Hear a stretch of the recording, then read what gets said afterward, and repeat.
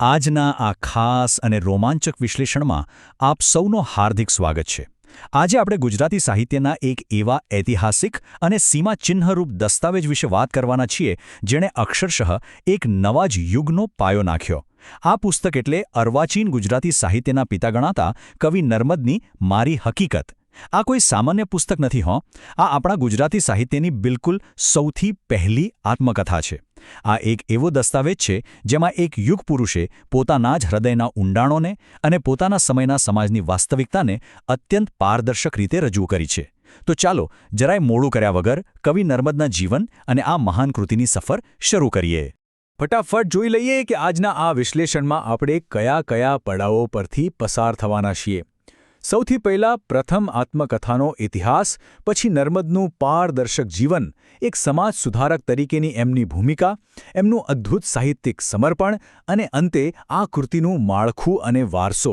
બધું જ એકદમ રસપ્રદ છે. તો શરૂઆત કરીએ આપણા પહેલા વિભાગથી. પ્રથમ આત્મકથા અને 19મી સદીનો એ રોમાંચક સંદર્ભ. હવે જરા આ સમયગાળા પર નજર કરો. 19મી સદીનો એ સમય જ્યારે પોતાના વિશે લખવું કે આત્મકથા લખવી એને સમાજમાં બહુ મોટો અહંકાર માનવામાં આવતો. પણ નર્મદે તો પ્રવાહની વિરુદ્ધ જઈને કલમ ઉપાડી. અહીં સૌથી ચોંકાવનારી વાત આ લેખન અને પ્રકાશન વચ્ચેનો મોટો અંતર છે. 1833માં જન્મેલા નર્મદે 1866માં મારી હકીકત લખી તો કાઢી, પણ એ સંપૂર્ણ સ્વરૂપે પ્રકાશિત ક્યારે થઈ? છેક 1933માં, એટલે કે એમના મૃત્યુના ઘણા દાયકાઓ પછી, એમના શતાબ્દી વર્ષમાં. આટલો લાંબો અંતરાલ જ બતાવે છે કે આ પુસ્તકનું ઐતિહાસિક વજન કેટલું ભારે છે. એ સમયની સાહિત્યિક પરંપરા કેવી હતી? લોકો સામાન્ય રીતે જીવનચરિત્ર લખાવતા, જેમાં કોઈ અન્ય વ્યક્તિ તમારા માત્ર અને માત્ર સદ્ગુણોના અને અતિશયોક્તિભર્યા વખાણ જ કરે. બસ પ્રશંસા જ પ્રશંસા.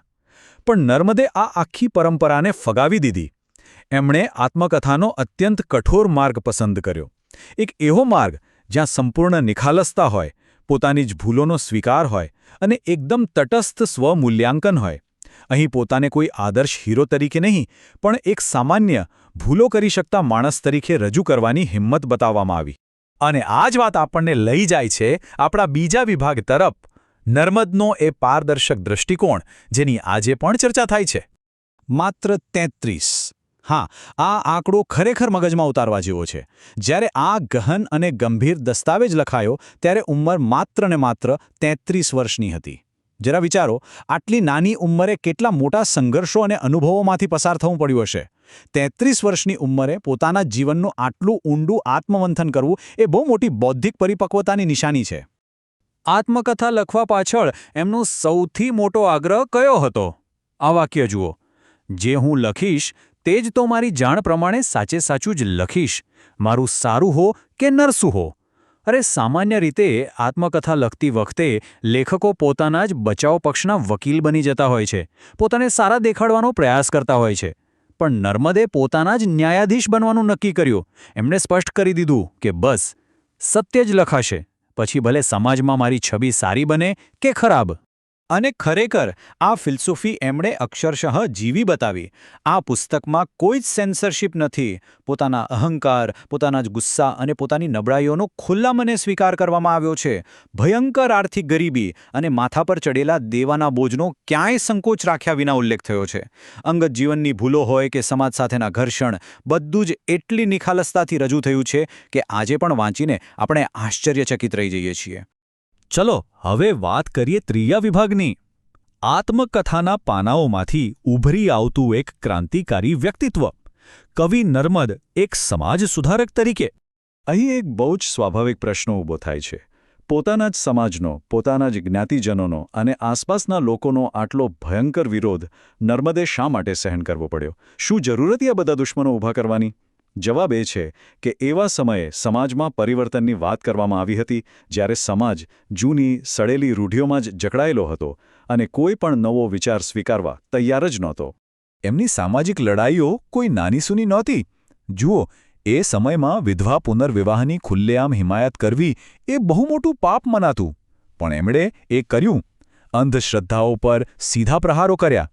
સૌથી ઐતિહાસિક બાબત તો એ છે કે પોતાના સમયના અત્યંત પ્રભાવશાળી અને રૂઢિચુસ્ત ધાર્મિક વડાઓ સામે પણ અવાજ ઉઠાવવામાં આવ્યો. વૈષ્ણવ મહારાજ, જદુનાથ સાથેનો એમનો પ્રખ્યાત લાયબલ કેસ કોણ ભૂલી શકે? આ ઉપરાંત સ્ત્રીઓને શિક્ષણ મળવું જ જોઈએ એ માટે એમણે આખું જીવન સતત ઝુંબેશ ચલાવી. આટલા બધા વિરોધ અને વિકટ પરિસ્થિતિઓમાં પણ એમનો મિજાજ કેવો હતો? આ એક જ પંક્તિમાં આખું જીવન મંત્ર છુપાયેલો છે. ડગલું ભર્યું કે ના હટવું, ના હટવું.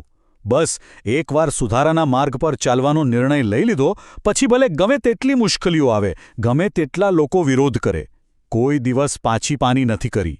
આ અદ્ભુત મનોબળ એમની સાચી ઓળખ છે. હવે આગળ વધીએ આપણા ચોથા વિભાગ તરફ. એક તરફ સમાજ સુધારણા અને બીજી તરફ સાહિત્યિક સમર્પણ અને એના પરિણામે આવેલો ભયંકર આર્થિક સંઘર્ષ. આ એક ખરેખર હૃદયસ્પર્શી ઐતિહાસિક ક્ષણ છે.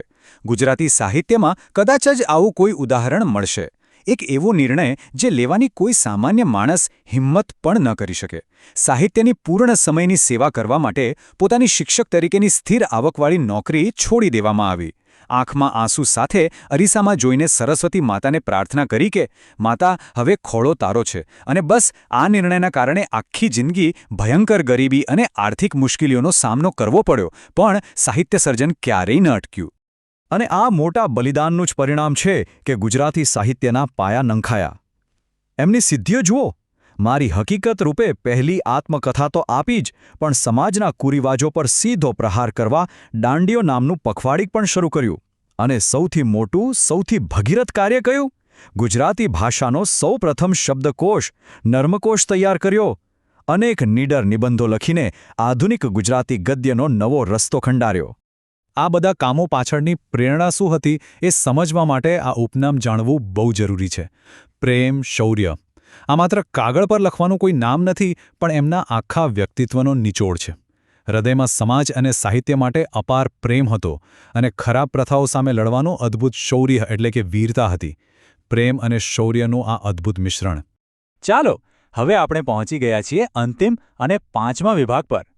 આ પુસ્તકનું ભૌતિક માળખું અને એનો કાયમી ઐતિહાસિક વારસો.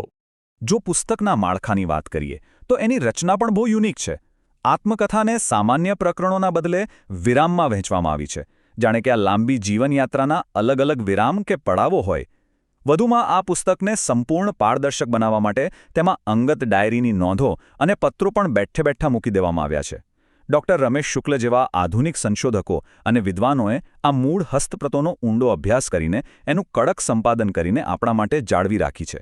ખાસ કરીને જે વિદ્યાર્થીઓ યુજીસી નેટ કે જીસેટ જેવી સ્પર્ધાત્મક પરીક્ષાઓની તૈયારી કરી રહ્યા છે, તેમના માટે આ મુદ્દાઓ અત્યંત મહત્વના છે. આટલું ખાસ નોંધ કરી લેજો. ગુજરાતી ભાષાની પ્રથમ આત્મકથા કઈ? મારી હકીકત. તે ક્યારે લખાઈ? 1866માં. અને પ્રકાશિત ક્યારે થઈ? 1933માં, મરણોત્તર. લેખકનું ઉપનામ યાદ રાખજો, પ્રેમ શૌર્ય. આ માત્ર કોઈ વ્યક્તિની કથા નથી, પરંતુ 19મી સદીના ગુજરાતના સાંસ્કૃતિક અને સામાજિક પરિવર્તનનો એક જીવંત ઐતિહાસિક દસ્તાવેજ છે. તો અંતે એક બહુ જ મોટો અને વિચારવા જેવો પ્રશ્ન ઊભો થાય છે. 150થી વધુ વર્ષ પહેલાં લખાયેલું આ પુસ્તક આજે પણ આપણને કેમ આટલું પ્રસ્તુત લાગે છે? જે અંધશ્રદ્ધાઓ, શૈક્ષણિક ખામીઓ અને સામાજિક દંભની વાત કવિ નર્મદે એ સમયે કરી હતી, શું આજે આપણો સમાજ તેમાંથી ખરેખર સંપૂર્ણ મુક્ત થઈ શક્યો છે ખરો? જરા વિચારજો. કવિ નર્મદની મારી હકીકત આજે પણ આપણને આત્મનિરીક્ષણ કરવા મજબૂર કરે છે. બસ આ સાથે જ કવિ નર્મદના જીવનનું આ રોમાંચક વિશ્લેષણ અહીં પૂર્ણ થાય છે. જો આ સુંદર 3D એનિમેશન પદ્ધતિથી અને રંગીન ચિત્રોની સાથે બનાવેલો આ વિડિયો પસંદ આવ્યો હોય તો આપણી આ ચેનલ ગુજરાતી સાહિત્યને ચોક્કસ સબસ્ક્રાઇબ કરવા વિનંતી છે. અને હા, અન્ય સાહિત્ય રસિક મિત્રો સાથે આ વિડિયો જરૂરથી શેર કરજો. ધન્યવાદ.